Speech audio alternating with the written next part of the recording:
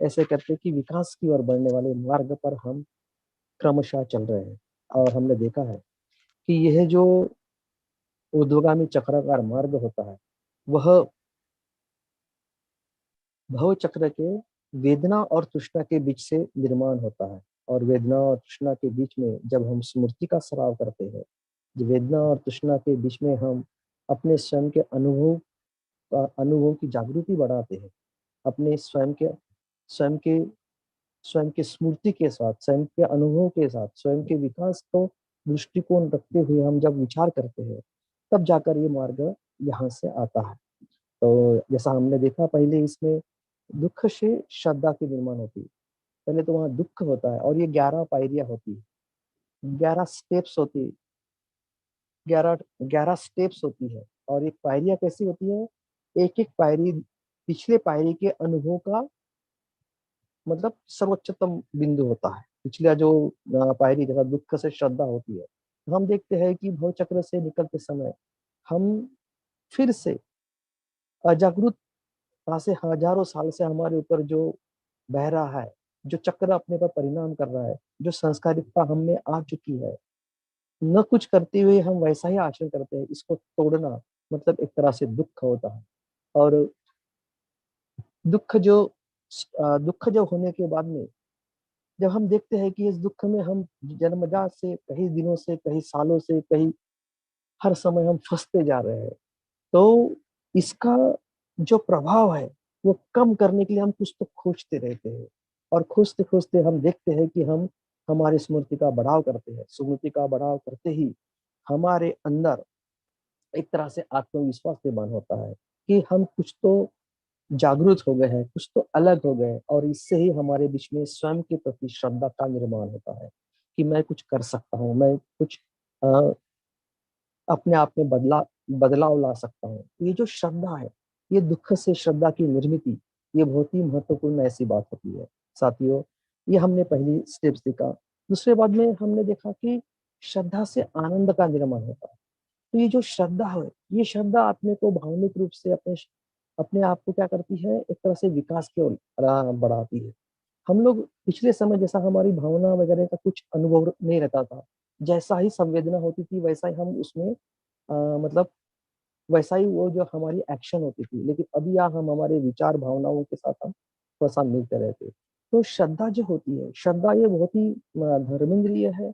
और श्रद्धा एक तरह से हमको बल मिलता है, हमारी हमारे अंदर की जो शक्ति है, जो हमारे अंदर की जो उच्चतम शक्ति है, वो बाह्य जगत के आदर्श को प्रतिसाद देती है। ये हमने श्रद्धा में देखा। तो श्रद्धा ये बहुत बड़ा बल है जिससे हमारा विकास होता है। उसके बाद में हमने तीसरे स्टेप्स को देखा। हम श्रद्धा से आनंद की ओर बढ़ते हैं। तो श्रद्धा होने के बाद में जब हम श्रद्धावान होते हैं तो हमारा जो मन है, वो मन बड़ा सुकून सा निर्माण करता है। कि श्रद्धा का जो प्रभाव है, श्रद्धा का जो अनुभव है, वो बहुत ही मंगलमय होता है। वहां पर गलत चीजें निर्माण नहीं होती, वहां पर एक तरह से जागृति रहती है, वहां पे एक तरह से हमारा आशीर्वाद होता है। और हम वो हो सकते हैं, ये हमारे को बहुत बड़ा आशीर्वाद रहता है। इसलिए इससे हम आनंदित होते हैं। और ये आनंद इंसान को इंसान को अपने हर समय आगे बढ़ने के लिए क्या करता है, प्रेरित करता है। और यह केवल प्रेरित ही नहीं करता है, तो अपने को क्या करता है, वो उस ओर बढ़ाने का प्रयास करता है, उस ओर ढकेलने का प्रयास करता है। तो हमने देखा है कि यहाँ पर जो आनंद है, वो आनंद आदमी को एक तरह से दुख के चक्र से नष्ट हो रहे, या वो जो प्रतिक्रियात्मक चक्र से हम जा रहे हैं, इसका भी हमको द्योतक होता है।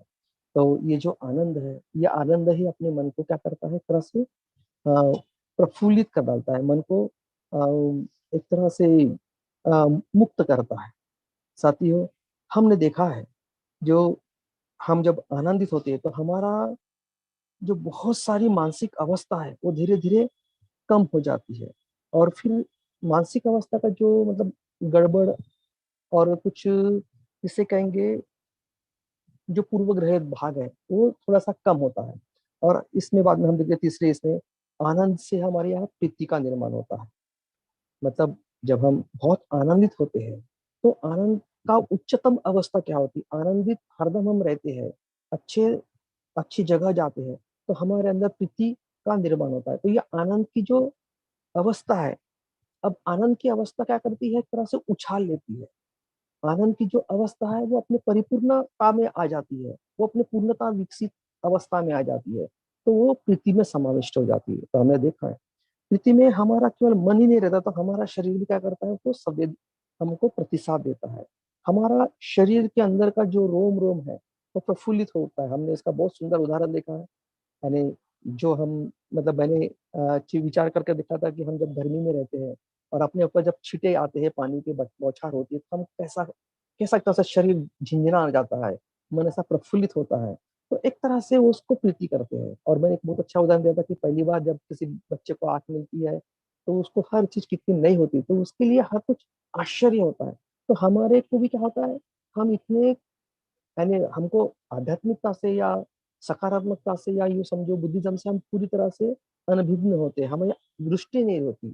तो क्या होता है, हम लोग पहली बार धम्म के संपर्क में आकर, पहली बार बुद्ध धम्म संघ का अनुभव लेकर हमारे अंदर प्रीति क्या करती है, अंदर से बाहर खिलने के लिए, बाहर खिलती है, बाहर वो जंप करती है, बाहर वो उछलती है। तो उस प्रीति का अनुभव इतना अद्वितीय होता है कि हमारा शरीर और मन दोनों ही रोमांचकारी हो जाते हैं। मैंने उसका बहुत अच्छा उदाहरण दिया था कि हम सूर्योदय देखते हैं, हम सुंदर पेंटिंग्स देखते हैं, सुंदर गीत सुनते हैं, जो जो अच्छाई है, जो जो सकारात्मकता है, उसके संपर्क में आते ही हमारा तन मन क्या होता है, पूर्ण तरह से प्रफुल्लित हो जाता है। वह प्रीति का अनुभव है। साथियों, ये प्रीति का अनुभव जहां तक मैंने कहा कि आपको धम्म के संपर्क में आके ज्यादा मिलता है, सत्यता के संपर्क में आके आपको ज्यादा मिलता है। तो ये भी बहुत क्षणिक होता है। लेकिन ये जो प्रीति का आनंद है, समझो हम बहुत अच्छे अच्छे जगह पर रह रहे, अच्छे समय, अच्छे लोगों में रहे, अच्छे मतलब हमारा वातावरण हो, अच्छा रहने का स्थान हो, उदाहरण शिविर के अंदर, उदाहरण अपने अच्छा चैप्टर, अच्छी अपनी मित्रता हो, कल्याण मित्रता हो, तो ये क्या होता है, प्रीति का प्रशब्दी में तब्दील हो जाता है। तो चौथी पारी जैसा मैंने बताया था कि प्रीति ये प्रशब्दी में होता है। तो प्रसिद्ध में क्या होता है, प्रीति का ही जो बड़ा, जो उच्चतम स्वरूप है, प्रीति की जो उच्च अवस्था है, वो प्रशब्दी में तब्दील हो जाती है। तो यहाँ पर क्या होता है, हमारी जो शारीरिक भावना है, शारीरिक उत्तेजना है, वो पूर्णतः क्या करती है, समाविष्ट हो जाती है मन के अंदर। हेलो, हेलो, हेलो, जी सर। हेलो, अमृत रत्ना, हेलो। आवाज आवाज आ रही है, आ रही है। हाँ, तो रिकॉर्डिंग स्टॉप हो गया था, इसलिए मैं बोला क्या हो गया हाँ नहीं, बीच में मालूम नहीं कोई तो भी किया है रिकॉर्डिंग स्टाफ। था। अच्छा अच्छा अच्छा। तो जैसा हमने देखा है कि शारीरिक उत्तेजना क्या होती है, हमारी यहाँ से पूर्णता से वो समाविष्ट हो जाती है अपने मन के अंदर। तो हमारा मन क्या होता है, पूर्णतः से आनंदित हो जाता है, पूर्णतः से क्या होता है, भीग जाता है, पूर्णतः से, यानी उसमें शांति का एक तरह से अनुभव आ जाता है। पूर्ण तरह से हम लोग क्या करते हैं, उसमें समाविष्ट हो जाते हैं। तो हमारा जो प्रीति का जो आनंद है, प्रीति की जो उत्साह है, वो अब क्या प्रसिद्धि में तब्दील हो जाता है। मैंने उसका बहुत अच्छा उदाहरण दिया था कि जब नदी का उगम होता है, जब नदी जहां से निकलती है, तो क्या करती है, वो सभी वहां के क्षेत्र को हरा भरा कर देती है, शांत करती है, प्रसन्न करती है। वहां के आसपास के लोग बहुत आनंदित हो जाते हैं। और क्या होता है, जब वो पानी निकलता है वहां से, जब बहता है, तो वो बहुत आवाज करता है। तो बहता भी है और आवाज भी करता है। तो ये प्रीति का अनुभव था। लेकिन वही जो पानी है, जो नदी का जो बहाव है, वो बहाव जब गहराई में आता है, 5-6 नदियां और मिल जाए, यानी प्रीति का हमको अनुभव और आते रहा, तो वो गहराई में जाता है। तो हमने देखा कि वो जो नदी बड़ी हो जाती है, लेकिन क्या होती है, उतनी ही तेजी से बहती रहती है, वही उतनी शांत बहती रहती है। तो पूरी तरह से वो सभी चीजों को अपने अंदर समा लेती है। तो उसको हमने क्या किया था, प्रशब्द का अनुभव देखा था। और मैंने आपको और एक उदाहरण दिया था हाथी का। जो हाथी पहले छोटे तालाब में जब उछलता है, तो पूरी तरह से पानी बाहर आ जाता है। एक पारंपरिक उदाहरण है। तो उस तरह से हमारे मन के अंदर की जो भावना है, जो अच्छाई को छूती है, तो क्या करते हैं हम, उससे इतने विस्मयकारक हो जाते हैं, इतना आश्चर्यकारक हो जाते हैं। तो हमारा उत्साह तन मन धन से, तन से और मन से बाहर आता है, तो उसको प्रीति कहते हैं। लेकिन ऐसा उत्साह, ऐसा एनर्जेटिक, ऐसा यानी आनंद का क्षण हमको बारंबार आते रहा, तो हमारा मन क्या होता है, वो उसको समा लेता है, क्योंकि हम हर समय उसका अनुभव लेते हैं, तो उतना और गहरा होते जाता रहता है। तो हमने देखा कि प्रशब्दी क्या होती है, प्रशब्दी पूर्णता से हमको अनुभूति देती है, पूर्णता से हमें शांति का अनुभव देती है, पूर्णता से हमें क्या करती है, वो अंदरूनी हमारे को शुद्धता देती है। और मैंने कहा कि जब हम पूर्णता प्रशब्दी में रहते हैं और पूरी तरह से बहते रहते हैं तो हमारे अंदर सुख का अनुभव होता है। मैंने पिछले समय कहा था कि ये पांचवी जो पायरी है ये प्रशब्दी से सुख की ओर जाती है। मैंने सुख शब्दों का उस उल्लेख कम किया था ताकि आपको चिंतन का एक मेरा मेरा एक मौका था कि हम किस तरह से प्रशब्दी का अनुभव लेकर हम किस तरह से हमारी मनोवस्था हो सकती है। जब हम इस तरह से गहरे सुख, गहरे आनंद में हम जब रहते हैं मन के द्वारा, तो वास्तव में हम सुखी हो जाते हैं। और मैंने आपको एक बात बात बताई थी, ये जो सुख होता है, यह सुख आदमी को क्या करता है, आदमी के जो लोभ द्वेष मोह डर तृष्णा, इसको सबको नीचे बिठा देता है। सब किस चीजों को क्या करता है, पूर्णता से नीचे लाता है, सबसे नीचे। जब पानी ज्यादा शुद्ध होता है, बहता हुआ पानी, मैंने कहा था नदी का उदाहरण दिया था, जब गहराई में जब नदी जाती है तो उसका पानी कैसा होता है, बहुत शुद्ध हो जाता है, क्योंकि वो बहुत ही पहले से जब स्टार्टिंग से वो बहते रहता है, और बहते बहते क्या होता है, वो ऑक्सीजन हवा के संपर्क में आके और शुद्धता होती रहती है। और क्या होता है, जितना पानी बहते रहेगा उसमें उतनी जो गंदगी जो क्या है वो अपने आप ही नीचे बैठ जाती है, क्योंकि वो कहीं जगह टकरा कर, कहीं जगह कर, मतलब यानी रूपांतरित होकर, कई तरह से गतिशील होकर क्या करता है, उसके अंदर एक तरह से जीवों की भी निर्मित होती है, और वो जीव क्या करते हैं, उसको पूर्णता से शुद्ध करते रहते हैं। तो हमने देखा छठी पायरी में सुख से हम क्या करते हैं, प्रशब्दी से, पांचवी पायरी में हमने प्रशब्दी से सुख की ओर आती है। और ये जो सुख है, ये सुख जब हमारे जीवन में जो कुछ नकारात्मकता है उसको सबको नीचे गिरा देता है, तो फिर हमारे मन में क्या रहता है, हमारे मन में शांति रहती है, हमारे मन में प्रेम पैदा रहता है, हमारे अंदर करुणा उपेक्षा मुदिता का भाव रहता है। और हम इतने शांत हो जाते हैं, इतने सुखी हो जाते हैं कि ये जो सुख है, ये सुख आदमी को पूर्णतः से अविचलित अविचलित नहीं होने देता, क्योंकि हम पूर्णतः से सुखी, हमारा एक तरह से अंतरंग एक दिशा में बहते रहता है, हमारा विचार मन ये एक समान होते रहता है, हमारा आचरण भी क्या होता है, एक समान होते रहता है, उसमें कोई शंका नहीं रहती, उसमें आदमी दो तरफ भागता नहीं है, हमारा इधर उधर जाने का मतलब हमारा, हम विभाजित नहीं रहते हैं, हमारी जो शक्ति है पूर्णतः एक दिशा में बढ़ती थी, तो वो सुख की अवस्था में थे। इसलिए जो छठी पायरी है, छठी पायरी फिर यहाँ क्या करती है, छठी पायरी यहाँ पर सुख से, जब आदमी पूर्णतः सुखी रहा तब वो समाधि की ओर आता है। तो मैंने कल हल्का सा इसका उल्लेख किया था कि जब कभी आप पूर्णतः सुखी होंगे तभी समाधि का अनुभव ले सकेंगे। अब पिछले समय मुझे प्रश्न पूछा था, विचार वितर्क प्रीति सुख एकाग्रता, तो ये चीज क्या है। तो मैंने कहा था कि मैं जब समाधि की इसमें आऊंगा, एकाग्रता की इसमें आऊंगा, तब मैं आपको बताऊंगा। तो साथियों, यहाँ यहाँ पर एक बहुत ही महत्वपूर्ण बताया कि पहले हमें सुख को थोड़ा सा हल्का सा और गहराई में लेके आना पड़ेगा कि सुख एक्चुअली आता कैसा है। हम लोग देखते हैं, हम ध्यान में बैठते हैं, हम शांति से बैठने का प्रयास करते हैं, तो जैसे ही हम ध्यान में बैठे हैं उस समय हमारा मन क्या होता है, हम तो चेयर पे बैठे होते हैं, हम तो यहाँ बैठे होते हैं, प्रवचन सुनते होते हैं, लेकिन हमारा ध्यान घर के चारों ओर रहता है, कहाँ क्या चल रहा है। हम यहाँ बैठे होते हैं लेकिन हमारा बहुत सारे विचार क्या होता है, इधर उधर क्या हो रहा है, कौन से सीरियल आ रहे हैं, इधर कोई चिल्ला रहा है, इस ओर ध्यान होता है। हो सकता है कि हमें भूख भी लगी हो तो उस ओर हमारा ध्यान चले जाता है। हो सकता है कि हमें और अन्य कोई महत्वपूर्ण कामों की याद आ जाती है, बहुत ही महत्वपूर्ण काम, कोई पानी पीने उठता है, कोई कुछ उठा करने उठता है, किसी का ध्यान शब्दों से ज्यादा और कई बातों पे होता है। तो क्या हम ये सुखी है क्या, जैसा मैंने कहा पिछले समय कि सुख तब आता है जब प्रशब्दी का आती है, और प्रशब्दी तब विकसित, तब मतलब उसका विकास आरंभ होता है जब प्रीति का उच्चतम अवस्था होती है। यानी सुख का अगर आपको आनंद लेना है तो आपको प्रशब्द की उच्च अवस्था को ध्यान में लेना पड़ेगा, और अगर प्रशब्द का अगर आपको आनंद लेना तो प्रीति की उच्च अवस्था का आपको अनुभव लेना पड़ेगा। और अगर आप प्रीति की अवस्था को अनुभव करना चाहते हो तो आपको आनंद आनंद की उच्च अवस्था को आपको अनुभव करना पड़ेगा। तो ये सब व्यवहारी है, ये सब आचरणात्मक है। यह बहुत ही, यानी इसको शक्ति लगानी पड़ती है, इसको जागरूक पूर्वक अनुभव लेना पड़ता है। यह अपने आप नहीं आता है, इसके लिए कुछ श्रम करना पड़ता है, कुछ शक्ति लगानी पड़ती है, अपने मन पर कार्य करना पड़ता है, अपने एक्शन को गतिशील करना पड़ता है। यह मैंने आपको बताया साथियों। तो सुख जो है, सुख आने के लिए ये, जिसे हम आम भाषा में कहते हैं कि भैया सुखी कौन। यहाँ पर एक तथागत बुद्ध का बहुत ही सुंदर ऐसा उदाहरण आया।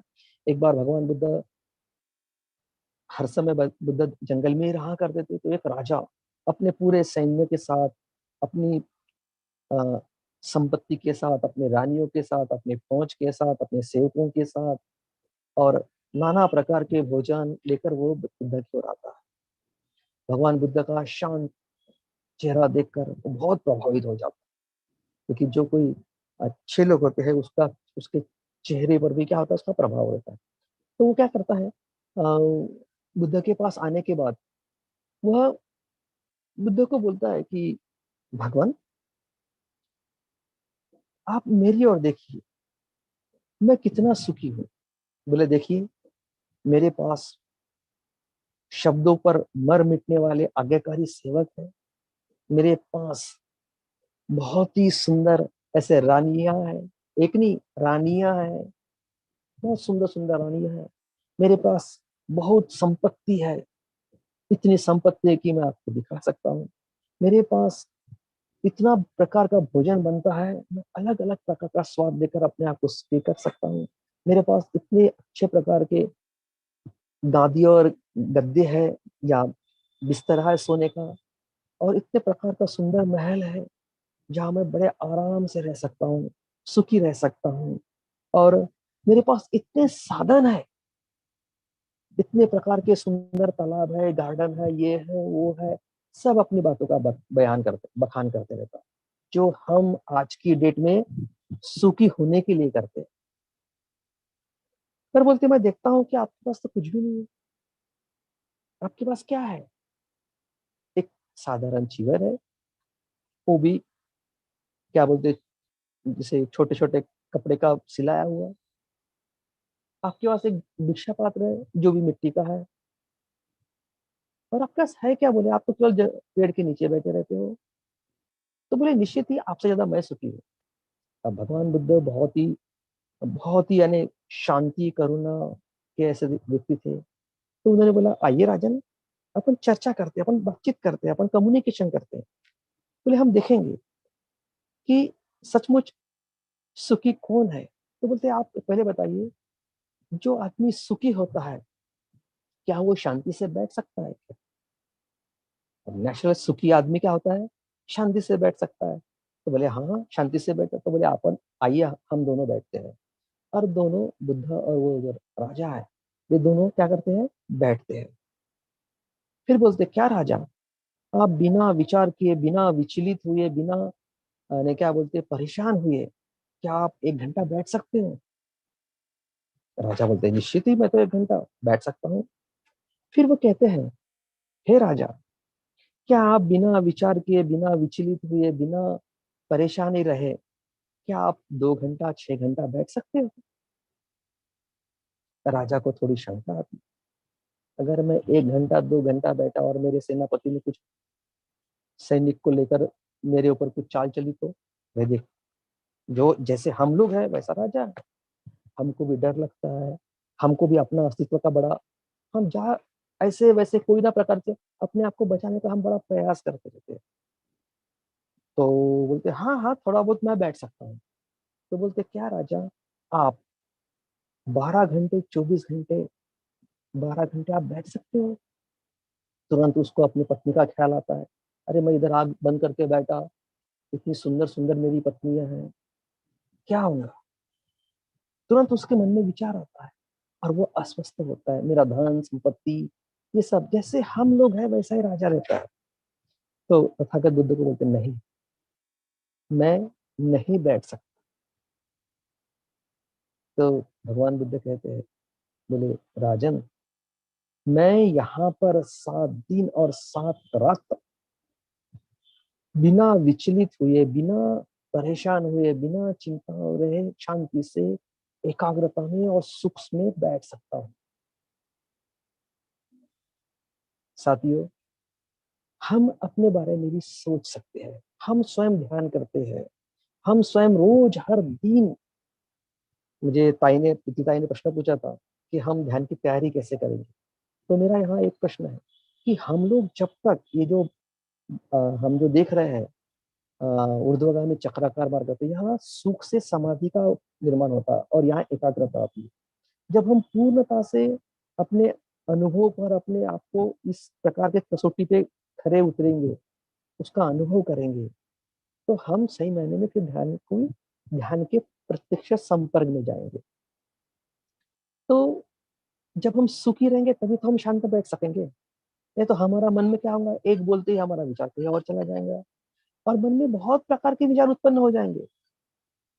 हर चीज पे प्रश्न खड़े हो जाएंगे, हर चीज में अपनी शंकाएं खड़ी हो जाएंगी। तो यहाँ क्या करते हैं कि राजा राजा को तब लगता है कि वास्तव में क्या है, मैं सुखी नहीं हूँ।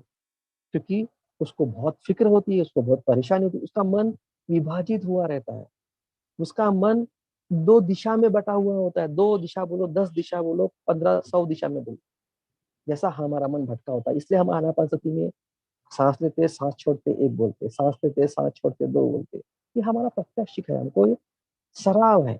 लेकिन असल में ध्यान होता है क्या, असल में समाधि होती है क्या, प्रकार है, एकाग्र भी होते क्या हम लोग, नहीं होते। साथियों, आप बाबा साहब को देख लीजिए।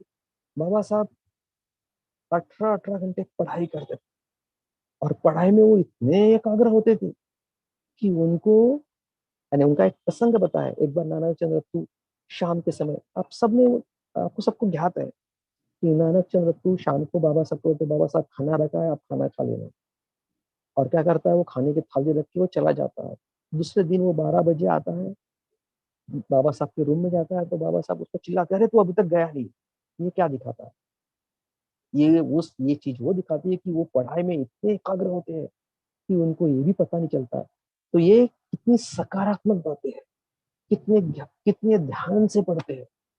ऐसा कहते हैं कि बाबा साहब ने पूरा त्रिपिटक पढ़कर बुद्ध और उनके धम्म की रचना की। अब देखिए, भगवान बुद्ध उनका धम्म का एक एक पेज आदमी को चिंतनशील कर रहा। तो एकाग्रता साध्य करना ये कितना कठिन काम है, पर बुद्ध क्या कहते हैं, ये शक्य भी है अगर आप दृढ़ता से निश्चय कर लीजिए।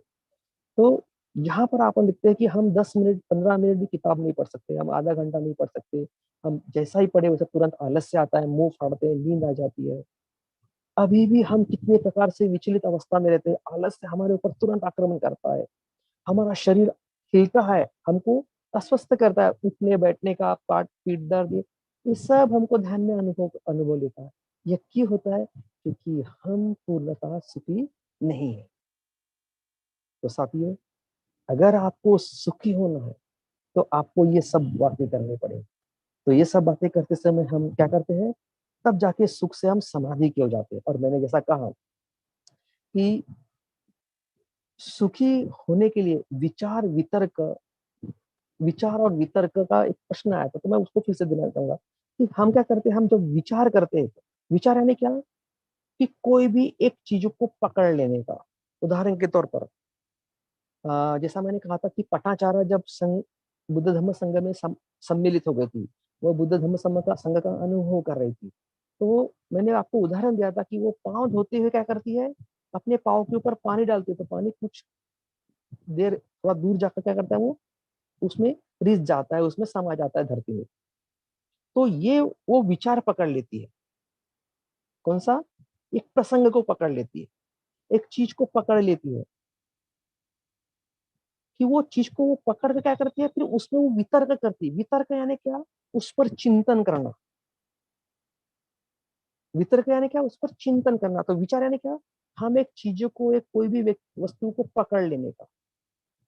जैसा मैं ध्यान कर रहा हूँ, तो ध्यान में मुझे बहुत परेशानी आ रही है, बहुत समस्या आ रही है। कौन सी समस्या आ रही है भाई, मैं बहुत अस्वस्थ रहता हूँ। एक दो ये करते समय क्या होता है, ये करता हूँ और तुरंत यहाँ वहां चले जाता है मैं। ये समझो हमने विचार को पकड़ लिया, फिर हमने उस पर चिंतन करना चाहिए। हमने उसको केवल उसी पर हमने चिंतन करना चाहिए, हमारी पूरी शक्ति उस पर डालना चाहिए। तो उसे कहते हैं वितर्क, कि मैं क्यों चंचल रहता हूँ,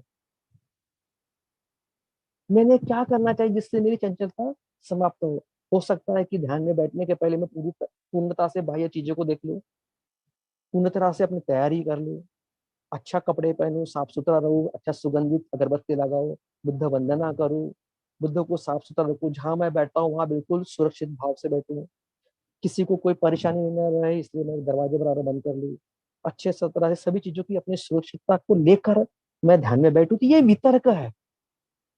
तो विचार क्या था, हमको हमारे चंचल मन पर काम करना।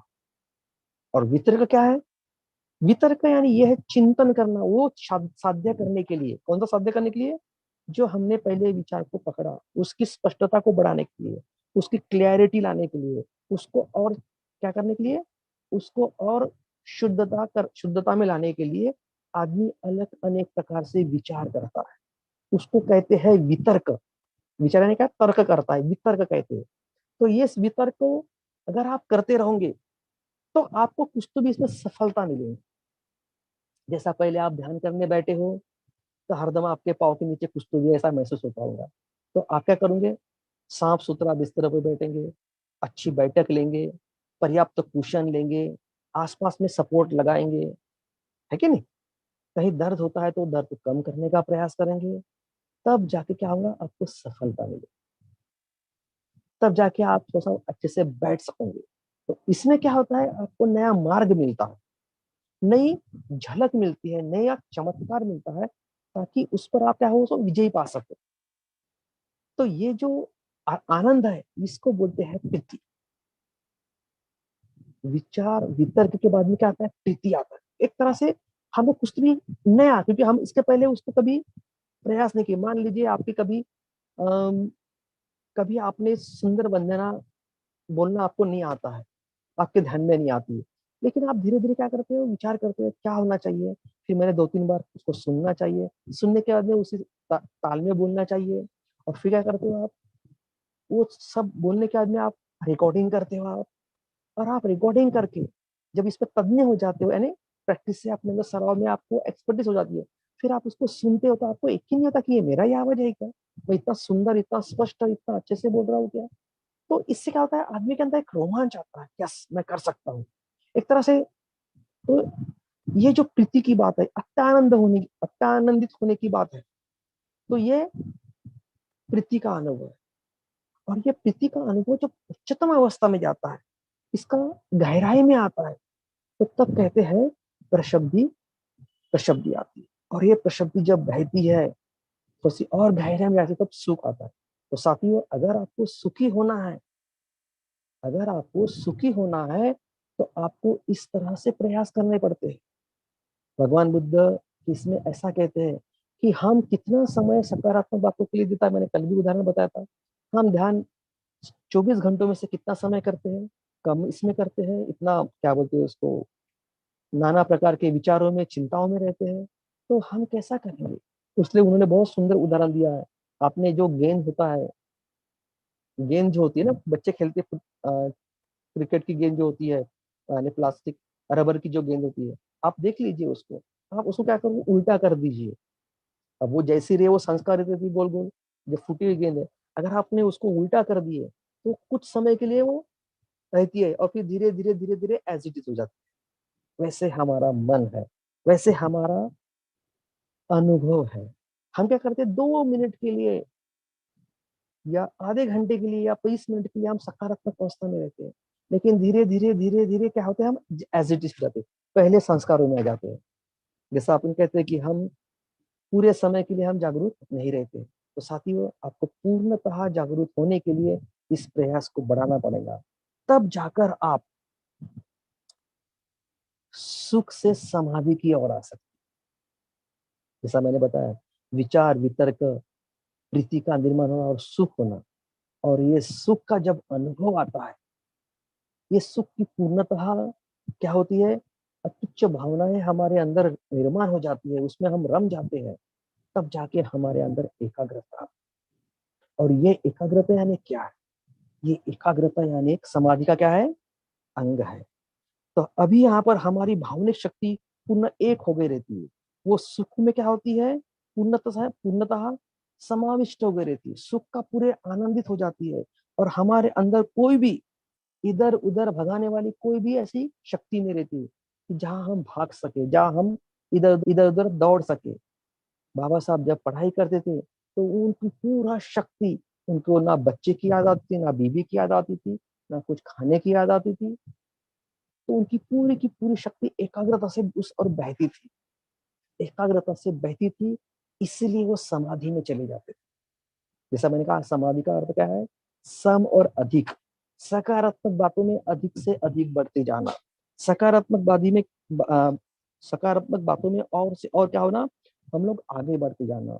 सकारात्मक बातों को अपने अंदर क्या होना? पूरी तरह से समाविष्ट हो जाना। तो ये जो भावनिक एकाग्रता है, ये भावनिक एकाग्रता पहले हमें लाना बहुत जरूरी है।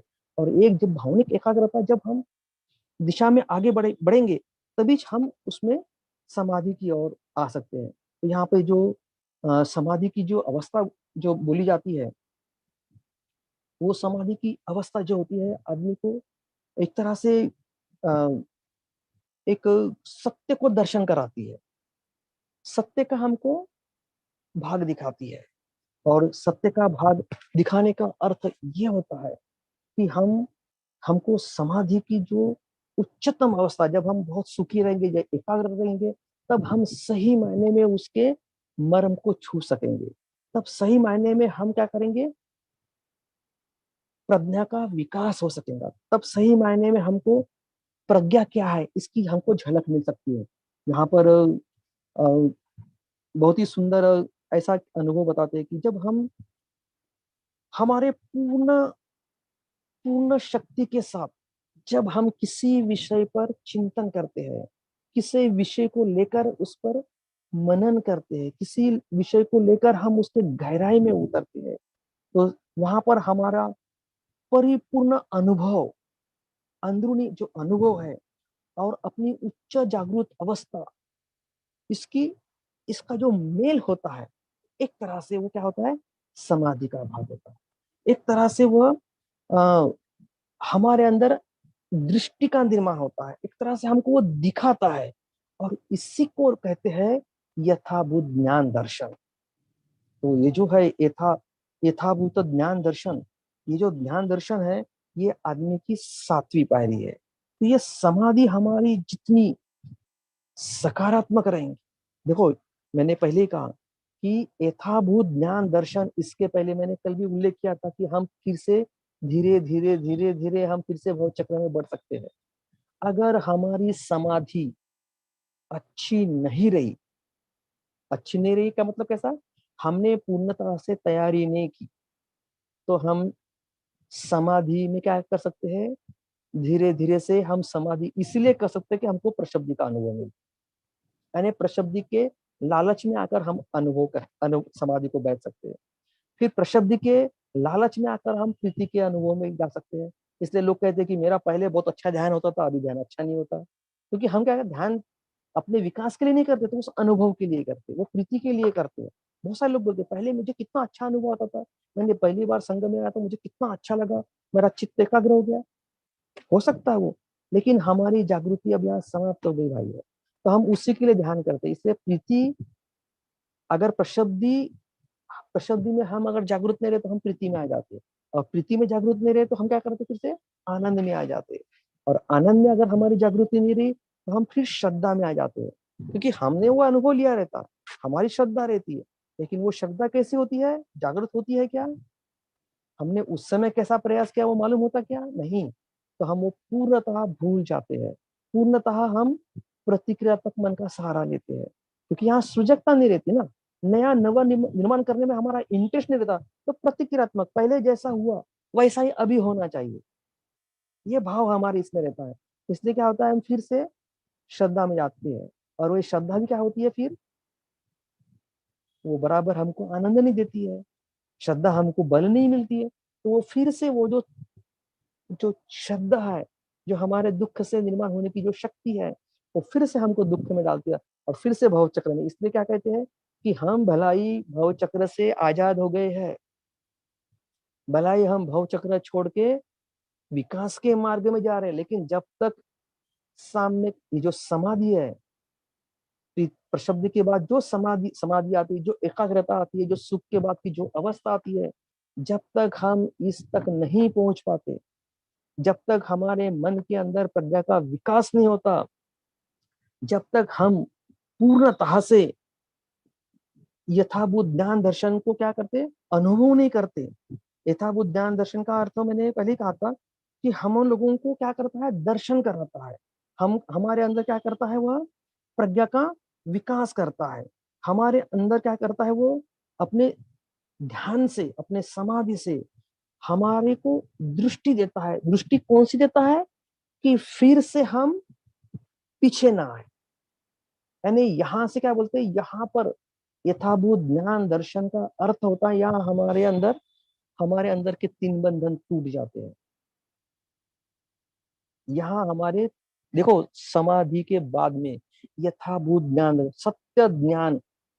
अभी सत्य ज्ञान का मैं आपको और एक हल्का सा एक उदाहरण देना चाहूंगा। एक एक समय की बात थी। इसमें बहुत सुंदर एक वर्णन आया हुआ है। भिक्षु का नाम मेरे पास लिखा था। एक भिक्षु रहते जो इसमें जैन स्टोरी में आया है, बहुधा उसका नाम रहता है। एक तो वो जो है, वो भगवान बुद्ध को कभी मिलता नहीं है। वो कभी बुद्ध से उसका मतलब यानी ऐसा आमना सामना नहीं होता है। वो कभी बुद्ध से उनका, लेकिन अपने गुरु से बुद्ध के बारे में बहुत वो स्तुति सुनते रहता है। हर समय बुद्ध के बारे में वो सुनते रहता है और उसे लगता है कि क्यों ना मैं भगवान बुद्ध को जाके मिलूं। तो वो बिल्कुल रुकता नहीं है। वो उसको अपने गुरु को बोलता है कि मैं तथागत की तरफ जा रहा हूँ, और तुरंत वो भगवान बुद्ध की ओर निकल पड़ता है। और भगवान बुद्ध दोपहर के समय में क्या करते थे, भिक्षाटन करते रहते, मतलब चारिका करते रहते। और ये भिक्षु बहुत नया होता है।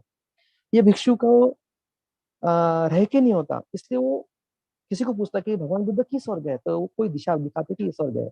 तो वे उस ओर बढ़ जाता है, देखता है कि एक शांत मुद्रा में चलता हुआ व्यक्ति है। तो उसे लगता कि ये बुद्ध है। उनके पीछे जाके बोलते हैं, भगवान आप मुझे क्या करो, देशना दीजिए। मुझे आप मैंने आपके बारे में मेरे गुरु से बहुत सुना है। आप मुझे क्या करो, आ, मतलब मुझे ज्ञान का ज्ञान दीजिए। ये नया भिक्षु होता है। अब बुद्ध जब चारिका करते रहते, जब भिक्षाटन करते रहते, तब वो कभी बोलते नहीं। लेकिन यह पीछे से बुद्ध को फिर से आवाज देता है। जब तीसरी बार आवाज देता है तो बुद्ध वहां रुकते हैं। और बुद्ध का ये रहता है, कोई भी जब तीन बार मतलब सवाल करते हैं तो उसका वो आंसर देते हैं। तो बोलते हैं, हे भिक्षु, जब आप सुनते हो, जब आप सुनते हो तो पूर्णता से सुनिए। जब आप चलते हो तो पूर्णता से चलिए। जब आप खाना खाते हो तो पूर्णता से खाइए। जब आप देखते हो तो आप पूर्णता से देखिए। इतना कह के बुद्ध फिर पीछे मुड़ जाते हैं और वो फिर से आगे बढ़ जाते हैं। ये जो नव भिक्षु रहता है, उसको वहीं पर वह श्रोतापन्न हो जाता है। साथियों, अभी ये उदाहरण जो मैं आपको बता रहा हूँ, ये पूर्णतः से सुख से भरा हुआ और एकाग्रता की तरफ बढ़ने का उदाहरण है। पूर्णतः से समाधि का उदाहरण है।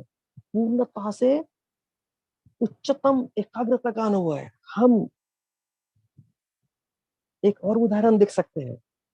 भगवान बुद्ध एक बार सभी भिक्षुओं को बोलते कि मैं आज आपको इस पूर्णिमा के दिन एक बहुत ही सुंदर ऐसा उपदेश देने वाला हूँ, आप इकट्ठा आ जाइए। सभी भिक्षु लोग, बड़े बड़े लोग वहां आ जाते और भगवान बुद्ध वहां जाकर बैठते हैं। वे उनके हाथ में क्या रहता है, कमल का पुष्प होता है, और कमल का पुष्प लेकर बैठते हैं। 2-3 मिनट बैठते हैं तो महा काश्यप का चेहरा क्या होता है, स्माइल करता है। तो तुरंत भगवान बुद्ध बोलते हैं कि मुझे जो कहना था वो महाकाश्यप कश्यप ने समझ लिया। ऐसा बोलकर क्या करते, वहां से उठकर वो चले जाते।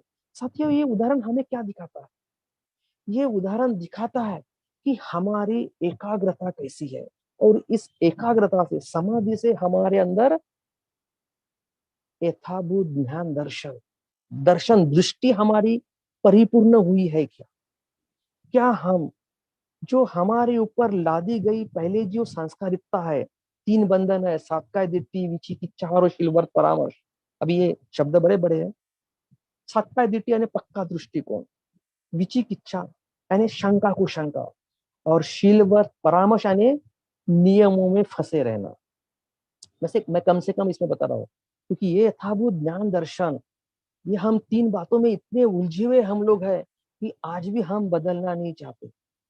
हमारा इतना पक्का दृष्टिकोण है कि आज भी हम राइट हैंड से खाना खाने को ही शुद्ध मानते हैं।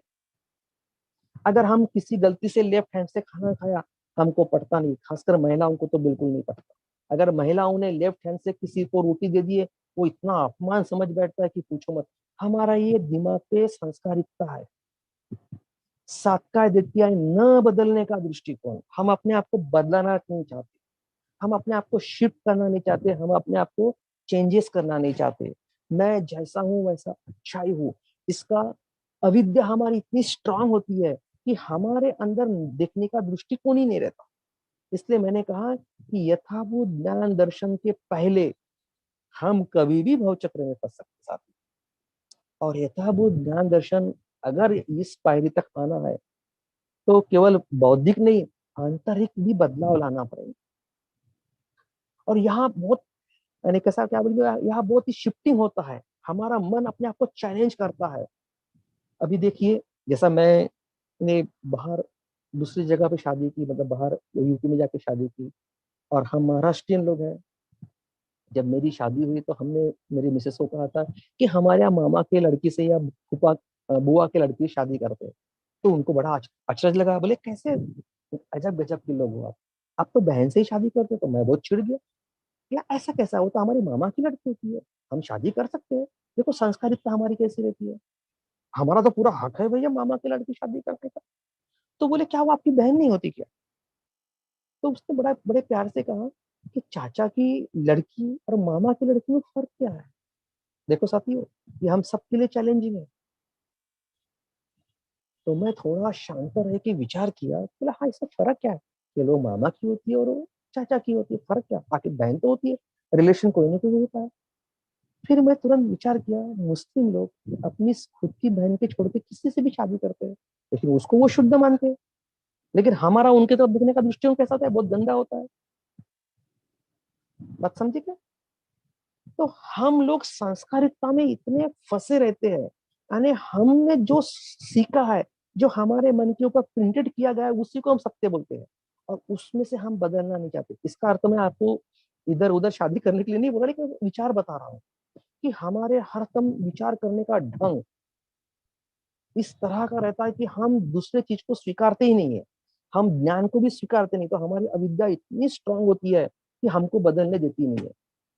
नहीं, मैं ऐसा ही हूं, बड़े इसलिए बोलते हैं कि सात्काय दिट्ठी, पक्का दृष्टिकोण। मैं पिता हूं तो मेरा पक्का दृष्टिकोण, मैं बच्चा हूं तो मेरा पक्का दृष्टिकोण होता है। तो हम लोग अपने अपने दृष्टिकोण के लेकर इतने स्ट्रांग होते, इतने कड़क होते हैं कि हम सत्य को देख नहीं पाते। इसलिए भव चक्र में से निकलना कैसा हमको समझ में नहीं आता है। इसलिए हम तुरंत वेदना होती ही तुरंत तृष्णा में क्यों चले जाते हैं? क्योंकि हम सत्य देखने का हमारा क्या होता है, विचार ही नहीं रहता है, हमारी दृष्टि नहीं होती है। इसलिए हम वहां से हम क्या करते हैं, निकलते नहीं है। तात्विक अर्थ से, अभ्यास के अर्थ से हम निकल रहे हैं यहाँ पर, लेकिन हम फिर से कोई ना कोई इसके तृष्णा में गिर जाते हैं, क्योंकि हम स्पष्ट नहीं होते। इसलिए फिर विचिकिच्छा आता है, शंका को शंका आता है, क्या धम्माचरण से किसका भला होता है क्या? जैसा वो राजा को आया, क्या बुद्ध सुखी है क्या? मैं कितना सुखी हूँ। आज भी हम अपने आप को सुखी करते ना, हम सुख के लिए तड़प रहे हैं, लेकिन सुख के लिए प्रयास कर रहे हैं क्या? ध्यान कितना समय करते हैं, स्टडी कितनी करते हैं, अपने आप को बदलाने के लिए कितना समय देते हैं? शायद आधा घंटा 15 मिनट। लेकिन बाकी समय हम पूर्णतः क्या करते हैं, अपने आप को फिर से शंका कुशंका में डालते रहते हैं। अपन जो पहले जो अपने पर संस्कारितता है उसका ही हम अनुभव करते रहते हैं। तो साथियों, यहाँ पर यथाभूत ज्ञान दर्शन यानी जैसा का वैसा देना। जैसा उस बुद्ध ने उस भिक्षु को कहा कि जैसा आप देखते हो वैसा देखते रहो, जैसा सुनते हो वैसा पूर्णतः से सुनो, जैसा आप। तो ये शब्द केवल ऐसे नहीं है कि सुनने का, तो उसको पूर्ण समग्र शक्ति से सुनना है, क्योंकि इसके पहले समाधि है। समाधि यानी पूर्ण एकाग्रता, प्रशब्दीय पूर्णता से अनुभव से जाना, पूरा शांत हो जाना, अपने लोभ द्वेष मोह की सभी चीजों को क्या करना, समाप्त करना, वो मन शुद्ध हो जाना, कुशल हो जाना। इतना होने के बाद हम जब वस्तु को देखेंगे तो उसके सत्य स्वरूप हम देख सकते हैं, उसके अंदर बाहर हम देख सकते हैं, उसको झटक झटक कर देख सकते हैं, उसके आगे पीछे उसकी उत्पत्ति और नष्टता को हम देख सकते हैं। साथियों, तब हमारे मन में शंका कुशंका नहीं रहती। और शीलवर्त यानी परामर्श, यानी अगर हम इतने शील, जैसा मैंने कहा कि हमने मामा की लड़की से शादी करना एक तरह से एक व्यवहार है ये, हम इतने पक्के होते हैं कि उसको हम पक्का ही समझते हैं। अपने भारत में ऐसे अन्य कई जातियां जो भाई बहन भी शादी करते हैं, लेकिन वो उनका भी समाज है, उनको भी वो मान्यता देता है। तो मेरा प्रश्न कैसा है कि बुद्ध धर्म इसको मान्यता नहीं देता। बुद्ध धर्म केवल एक बोलता है कि ये स्त्री है और एक पुरुष है। ये तो हमने निर्माण किया है ना, वो भी हमारे संस्कारिकता से निर्माण किया है। तो अभी यहाँ पर हमारे जो मन की जो अवस्था है, ये उच्चतम अवस्था, ये जो सामाजिक अवस्था नहीं है जिसे हम समाज में जी रहे हैं, उस अवस्था की बात नहीं कर रहे हैं। एक उच्चतम अवस्था की बात कर रहे हैं, जहाँ स्त्री स्त्री होती है, पुरुष पुरुष होता है। स्त्री की पूर्ण बातें अलग होती है, पुरुष की पूर्ण बातें अलग होती है, चाहे वो अपनी माँ बहन कोई भी हो। लेकिन संस्कारिकता से हम उसको अपने निगाह से देखते हैं। तथागत बुद्ध बोलते हैं कि हम जिन्हें देखते हैं, कभी वो हमारी माता भी हो सकती है, कभी हमारी बहन भी हो सकती है, कभी हमारी पत्नी भी हो सकती है। लेकिन आज का जो अनुभव है, आज की जागृति है, इसी जन्म की है। अभी उधर ज्यादा जाओ मत। लेकिन मैं आपको बता रहा हूँ कि हम लोग बहुत ही क्षणिक है। हमारा ध्यान कैसा है, बहुत क्षणिक है। हम अभी के जन्म का ही विचार करते हैं, हम अभी के चीजों को विचार करता है। इसलिए कहते हैं कि अगर आप एकाग्र होंगे, अगर आप पूर्णता से गहराई में जाओगे, तो आपको सत्य ज्ञान देखने की क्षमता आ जाएंगी। यथाभूत ज्ञान दर्शन, जैसा है वैसा देखना। तो ये जो यथाभूत ज्ञान दर्शन है, वो एक तरह से कैसी है, अंतर्दृष्टि है। एक तरह से अपने अंदर की, अपने अंदर से सत्यता का आकलन करने की क्षमता हमारी बढ़ जाती है। और तब जाकर हम शीलवर्त परामर्श में फंसते नहीं है। हम रोज सुबह उठकर ध्यान करना केवल नियम नहीं बनाते, तो उसमें हम क्या करते हैं, डेवलपमेंट्स करते रहते हैं। रोज हम प्रवचन सुनते हैं। प्रवचन सुनना यह भी एक शीलवर्त परामर्श हो सकता है, अगर हमने उसका आचरण अपने आप में नहीं किया तो, अगर उसका अनुभव हमने अपने जीवन में लागू नहीं किया तो, अगर हम उससे कुछ सीखे नहीं तो, अगर हम ध्यान करते समय अगर हमारा डेवलपमेंट नहीं रहा, तो ये शीलवर्त परामर्श हो सकता है साथियों। लेकिन हमको यह धीरे धीरे करते ही रहना पड़ेगा, क्योंकि ये करने से ही क्या होता है, इसको हम तोड़ सकते हैं। लेकिन बहुत सी बार हम लोग अपने आप में क्या करते हैं, हमारा जीवन बहुत है, हम बहुत साल जीने वाले हैं, इसलिए हम इस पर कोई कार्य नहीं करते, जस्ट करने का यानी करते हैं। हम बुद्धिस्ट है, इसलिए रोज अगरबत्ती लगाना इसलिए लगाते हैं। लेकिन हमने जागृति पूर्वक बुद्ध के पास अगरबत्ती लगानी चाहिए, और तुरंत सोचना चाहिए कि इस महान बुद्ध ने कितना परिश्रम किया मेरे लिए। हम आज भी जय भीम बोलते हैं, लेकिन जय भीम के अर्थों को नहीं जानते। बाबा साहब जैसे मार्गक्रमण किए वैसा हम नहीं करते। हम बिल्कुल पढ़ाई नहीं करते, हम बिल्कुल भी शिलाचरण से दूर होते हैं। तो आज भी हमारे यहाँ कितनी समस्या में घिरे हैं। आज भी हम घर परिवार में यहाँ वहाँ इतने फंसे हैं कि धम्माचरण के लिए समय ही नहीं है। आज भी हमारे अभी पेट के अंदर क्या है, चूहे दौड़ लगा रहे हैं। तो ये सब बातें क्या हो रही है, हमारे और आसपास घूम रही है। तो साथियों, यथाभूत ज्ञान दर्शन यानी सत्य को देखना, सत्य का अनुभव करना। और वह सत्य का अनुभव यानी कैसा, एक तरह से ऐसा मान लीजिए गुरुत्वाकर्षण शक्ति को तोड़ देना। यानी फिर से हम अपने अंदर मूर्खता धारण नहीं कर सकते, फिर से हम वापस भव चक्र की तरफ नहीं बढ़ सकते। तो यहाँ पर क्या होता है, श्रोतापन्न आदमी हो जाता है, सत्यता होता है। फिर आदमी ग्रह में नहीं फंसा होता, ग्रह यानी घर में फंसा नहीं रहता। इसका अर्थ घर छोड़ना नहीं है। ग्रह का मतलब जो हमको बांधने वाली वस्तुएं है, जो तृष्णाएं हैं। तृष्णा, जैसा राजा के पास तृष्णा थी, सुंदर बीवी थी, एक तृष्णा थी। पैसा, एक बहुत बड़ी तृष्णा थी। सेवक, आरामदायक चीजें, एक तृष्णा थी, है ना। उसके शब्द पर मर मिटने वाले सुरक्षितता, एक तृष्णा थी। तो ये ऐसे अन्य हजारों तृष्णाएं से हम ग्रसित है। तो ये तृष्णाएं हमको क्या करती है, ग्रह बनाती है, घर बनाती है। तो हम क्या करते हैं, बाहर निकल नहीं सकते, क्योंकि हमारा क्या होता है, जो दृष्टिकोण होता है वो शुद्ध नहीं होता है। और यथाभूत ज्ञान दर्शन क्या करता है, ये सभी चीजों को क्या करता है, तोड़ देता है, ये सभी चीज को ब्रेकअप कर देता है। तो साथियों, यहाँ सही मायने हम ग्रह त्याग करते हैं। सही मायने में अभी आगे, इसके आगे वो आएगा कि उसके बाद में क्या होता है। तो यथाभूत ज्ञान दर्शन वो कड़ी है जहां से आप नीचे नहीं गिरते। तो यहाँ आपको गारंटी मिलती है कि आप बुद्धत्व की ओर चले जाओ, आप डेवलपमेंट्स की ओर चलोगे, आप विकास की ओर बढ़ोगे। साथियों, इस जन्म में हम सभी लोग को प्रतिज्ञा लेना है कि हम कम से कम यथाभूत ज्ञान दर्शन तक चले।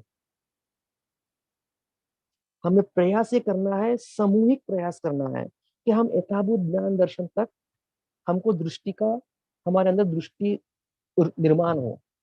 कौन सी दृष्टि, जो भव चक्र में को तोड़ने वाली, जो भव चक्र को ब्रेकअप करने वाली। मैं फिर से कह रहा हूं, यथाभूत ज्ञान दर्शन के पहले हम फिर से अजागरूक रहे तो धीरे धीरे धीरे धीरे हम फिर से भव चक्र में गिर जाते हैं। अब यहाँ हमको प्रयास ये करना है कि हमारा यथाभूत ज्ञान दर्शन, सत्य को हमको इस तरह से ग्रहण करना है, हमको दृष्टि इस तरह से निर्माण करने की, हम प्रज्ञा का ऐसा विकास करना है कि हम सत्यता को समझ सके। इसलिए बुद्ध उस भिक्षु कहते हैं कि आप चलते हो तो जागरूक पूर्वक चलिए। भंते भी कहते हैं कि तारों पर चलना बहुत आसान है। देखिए क्या बोलते हैं, तारों पे चलना बहुत आसान है लेकिन जमीन पे चलना बहुत कठिन है। अब ये थोड़ी सी तांत्रिक भाषा है भैया, मैं आपको, मुझे भी बहुत चिंतन करना पड़ेगा और आपको भी मैं चिंतन के लिए छोड़ता हूँ। भंते कहते हैं तारों पे चलना बहुत आसान है लेकिन जमीन पे चलना बहुत कठिन है। इसका उत्तर आप खोजिए। ठीक है, तो ये जो प्रश्न है मैं आपके लिए छोड़ देता हूँ, यथाभूत ज्ञान दर्शन के लिए। मुझे लगता है कि ये जो चीजें हैं, सात्काय दिति, विचिकित्सा, शिलवार परामर्श, तो इस पर हम हल्का सा ही भाष्य किया है। लेकिन हम अनुभव पे देख सकते हैं कि हमारा धम्म जीवन कहीं नियमबद्ध तो नहीं हो रहा है। नियमबद्ध का अर्थ रोज तो करना है भाइयों, लेकिन अगर उसमें डेवलपमेंट नहीं हो रहा, अगर उसमें जागृति नहीं बढ़ रही है, अगर उसमें सकारात्मकता नहीं आ रही है, अगर हमें परिवर्तन नहीं हो रहा है, अगर हम पहले से ज्यादा मैत्रीवान नहीं हो रहे, इसका अर्थ हम विचिकित्सा, शिलवर्त परामर्श में फंसे हुए हैं। व्रत, यानी व्रत में कैसा रहता है, ये ऐसा ही करना, इससे तुम्हें लाभ होगा, लेकिन परिणाम कुछ भी नहीं निकलता। बुद्ध बोलते कितनी भूखे रहो, तुम्हारे अंदर ट्रांसफॉर्मेशन नहीं होगा। लेकिन अगर वास्तव में आप अपने आप पर काम करोगे, अपने ऊपर कार्य करोगे, अपने चीजों की जवाबदारी, अपने कामों की जवाबदारी लोगे, उस पर चिंतन करोगे विचार और वितर्क के साथ कि मुझ में डेवलपमेंट्स क्यों नहीं हुआ, ये विचार लेने का और वितर्क करने का, चिंतन करने का कि कौन सी चीजें हैं, क्या कमी हो रही है, कल्याण मित्रता के साथ संपर्क करने का, अपने दोस्तों से ग्रुप में चर्चा करने की, अपने खामियों को बताने का, ये मुझ में खामियां है, पाप देशना करने का कि ये गलती से मेरे हाथ से फिर शील भंग होता है, मैं कैसा करूं जिससे मैं शील को क्या करूं, फिर से पालन करूं, या मैं इतना कठिन और कठोर कैसा हो रहा हूँ कि मैं, ये सब मेरे लिए और आप सबके लिए, हम सबको इसकी जरूरत है, क्योंकि अभी हम कोई श्रोतापन्न नहीं है साथियों। लेकिन हम मिलकर प्रयास किए, मिलकर ध्यान साधना किए, मिलकर धम्माचरण किए, मिलकर शिविर किए, मिलकर हमने एक दूसरे को समझने का प्रयास किए, तब ये चीजें हो सकती, क्योंकि ये एक व्यक्ति का काम नहीं है। मैं जब ध्यान करता हूँ तो मेरा ध्यान अच्छा ही हुआ ऐसा ही बोलता हूँ, लेकिन जब मैं कम्युनिकेशन करता हूँ, जब मैं एक दूसरे के साथ बात करता हूँ, तो सामने वाला व्यक्ति पूछता है क्या आपके में कौन सा विचार आया है, क्या आप सही मायने में अच्छा बैठे, क्या कितना समय आपने ध्यान किया, तो मुझे पता चलता है आज तो ध्यान किया लेकिन कल तो नहीं किया था मैंने। कभी कभी तो पता चलता है कि 5-10 दिन में ध्यान ही नहीं किया, ध्यान में बैठा जरूर, लेकिन क्या करते रहा, राजेश खन्ना के गीत सुनते रहा। आपको राजेश खन्ना पसंद है कि साथी? या मैं अपने कुछ तो भी जो गाना चलता है उसको, या अपने कोई तो भी समस्या को लेकर उसमें मशगूल होते रहा, या मैं अन्य बातों में कहीं फंसा रहा और ध्यान तो किया ही नहीं, ध्यान में बैठा जरूर। तो ये प्रश्न पूछने के लिए अपने को मित्रों की जरूरत होती है, क्योंकि हम उतने प्रामाणिक नहीं होते हैं, हमें साथियों की जरूरत होती है। इसलिए कल्याण मित्रता होना, और कल्याण मित्रता काय के लिए, विकास के लिए। अगर आपका दोस्त बोलेगा चलो हम दोनों मिलकर पिक्चर जाते हैं, पिक्चर जाना बुरी बात नहीं है, लेकिन हम अगर उसी में फंसे रहते हैं, अगर उसी मार्ग में रहते हैं, वही कृति करते रहते हैं, हम में डेवलपमेंट, तो ये फिर विचिकित्सा में आ जाता है। व्रत कल्याण मित्र से मिलने का, लेकिन डेवलपमेंट नहीं करने का, तो चुगली चहाड़ी करने का, मतलब डेवलपमेंट्स नहीं उसमें, उसमें अपने आप पर काम करने। तो हम जब मिलते तो मुझ पर कितना अच्छा सकारात्मक परिणाम हो रहा, इसकी समीक्षा भी करनी चाहिए, इसका लेखा जोखा भी रखना चाहिए। इससे साथियों, मैं आपको बोलता हूँ कि आप रोज स्वयं के आध्यात्मिक चीजों को लिखा करो, स्वयं के अपने शिलाचरण पे थोड़ा एक शब्द डाला करो कि मेरे कल के शील में आज के शील में क्या फर्क हो रहा है। बहुत कठिन है, आसान नहीं है, मैं आपको गारंटी दे रहा हूँ, मैं स्वयं अनुभव करता हूँ। शीलों का आचरण करना यानी बहुत चैलेंजिंग है। आप कभी जागृति पूर्वक शील को धारण करो और देखो कि पानाति पाता वेरमणि कितना कठिन है, अशक्य नहीं है, लेकिन हम धीरे धीरे प्रयास करेंगे तो शक्य होता है। हमको ध्यान करना भी आसान नहीं है, लेकिन हम धीरे धीरे अच्छा प्रयास करेंगे तो उसमें भी हम आगे बढ़ेंगे। लेकिन उसके लिए हमको प्रामाणिकता से जागृति और ये सब चीजें होनी चाहिए, तब जाके यहाँ यथाभूत ज्ञान दर्शन का। लेकिन ये बहुत बड़ी चीज है साथियों। मैं आपको कुछ चीजें दे दिया है, चलने वाली बात बताया। भाई जी ने कहा था कि तारों पे चलना बहुत आसान है, जमीन पे चलना बहुत कठिन है। इस प्रश्न के साथ मैं आपको छोड़ता हूँ, आशा करता हूँ आप इसका उत्तर खोजोगे और अपने आप में ही रखोगे, मुझे नहीं बताओगे, क्योंकि ये मेरे लिए भी है। थैंक यू, धन्यवाद, नमो बुद्धाय।